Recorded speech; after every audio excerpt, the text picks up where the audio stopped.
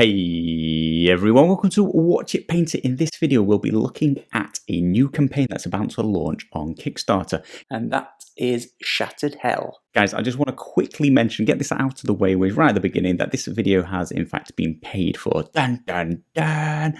So just bear that in mind with anything that I say. And remember, guys, you can't buy me. You cannot buy my opinion. Well, maybe with enough Pringles, but nobody sent me any Pringles, so don't worry about that here. We're trapped in a Pringles commercial. They must have taken us in our sleep. This upcoming campaign is going to be for a new set of miniatures of hellish origins, including some heroes to battle them. It looks like there's going to be about 50 miniatures by the end of this campaign. That's an impressively large amount of miniatures that I'm excited to see. And this campaign is going to be run by Crippled God Foundry. They've been around for about 5 years, so it's not a brand new company or anything like that. They've already run one successful, I say one, like that's a small fade, but they've already had a successful campaign, Kickstarter campaign. It was The Curse of Hollow Hills, and they raised a whopping $75,000. That's pretty impressive. Over 700 backers. So you know these guys seem to mean business, and they're also already sell their miniatures on both their website, and they've got a successful Patreon, much bigger than mine. Wow. Some quick stats on the miniatures themselves. They're going to be of scale 28 to 32 millimeter, that heroic scale that probably a lot of you know more about than myself. They'll be high quality detailed sculpts, and they're going to be made from resin. But also, and I don't always see this, so it's nice that they've bothered to do it, you're going to be able to grab the 3D print files for any of you kids from the future out there who would like to print their own miniatures.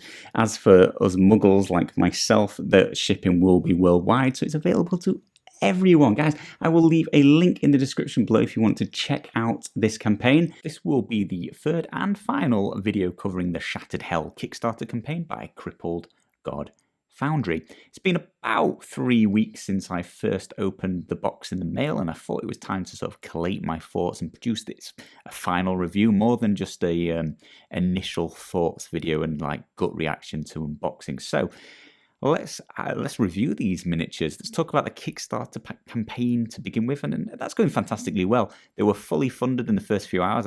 I think by the time I'd got there on the day of release, they were already fully funded. Very, very impressive. They're now massively over their goal, 300, 400% over, and they're cranking out the stretch goals, which is half the fun of the Kickstarter. And I'm loving seeing what they're releasing as we're going along deeper and deeper. I've not seen it all, so it's new to me as well, and it's very interesting backing and getting the updates.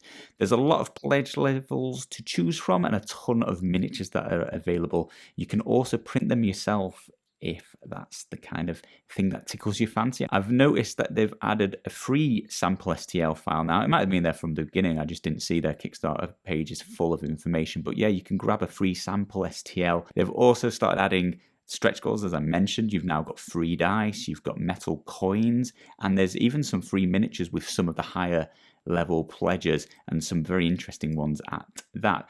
Now, as for the miniatures themselves, I've had them about 3 weeks, and in the Kickstarter from the company, they were described as both high quality and high detail miniatures. And having built about eight of them? Is it 8 of them? And it's not about, I think I built 8, and I've painted 2.5 of them so far. I'm going to have to say I do agree with their statement. I think they're high quality and high detail. The miniatures, for the most part, were easy to build. I struggled immensely with one of them, and another one was a little bit fiddly, but one of them I really struggled to glue. But that could be because I was just using super glue on resin, and I didn't wash them before either. Maybe they still had residue, which wasn't helping.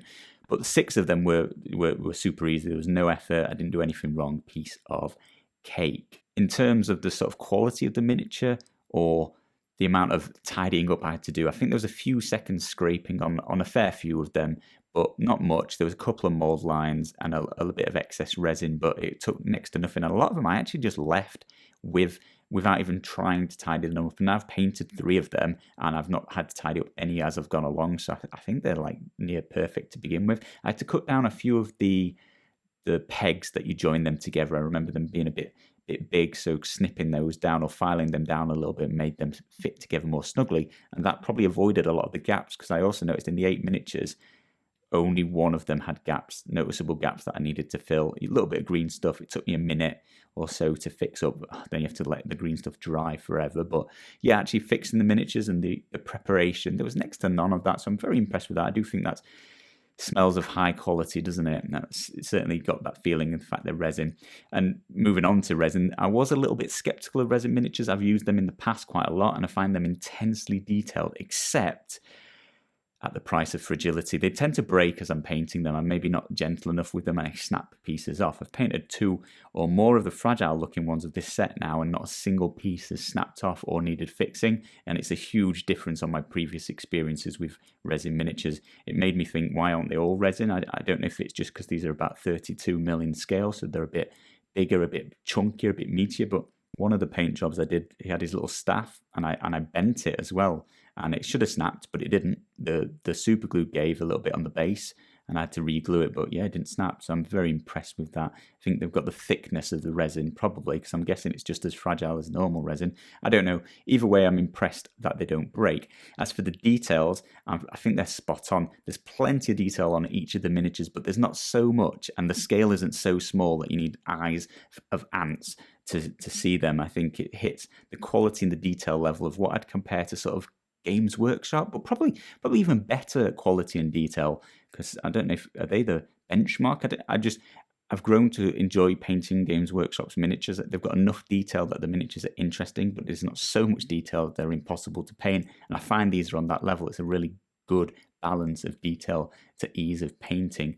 I also had a hypothesis when I started painting these miniatures that they were good enough quality and high enough detail to paint themselves, and I tried that out with the first one I painted using contrast paints, aka easy mode, and I was happy and very satisfied with the speed and the result of the paint job I did.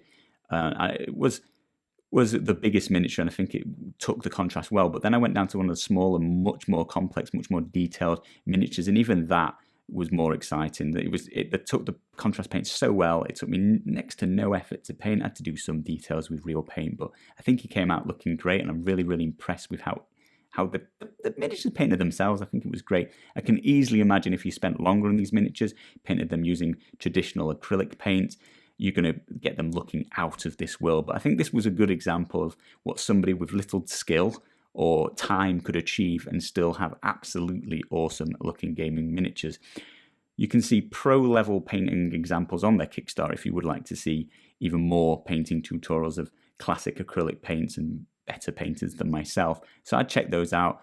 If you want the quick and easy version, check out my tutorials, and I'm very satisfied with how I got these looking. All in all, I've been very impressed with this Kickstarter, and I'm going to be interested and excited for more Kickstarters in the future from Crippled God Foundry. I think this is their second one. I can see more coming up in the future. And if you, as I mentioned, if you would like to see more painting tutorials of this set, just drop me a comment below or on their Kickstarter. Let them know that you'd like to see some more, and I'll try and get some more produced. I've got 5 more left to paint that I could do tutorials if anybody is interested. Links, as always, will be in the description if you want to go and check this out on Kickstarter. Thank you ever so much for watching, and I'll catch you again next week.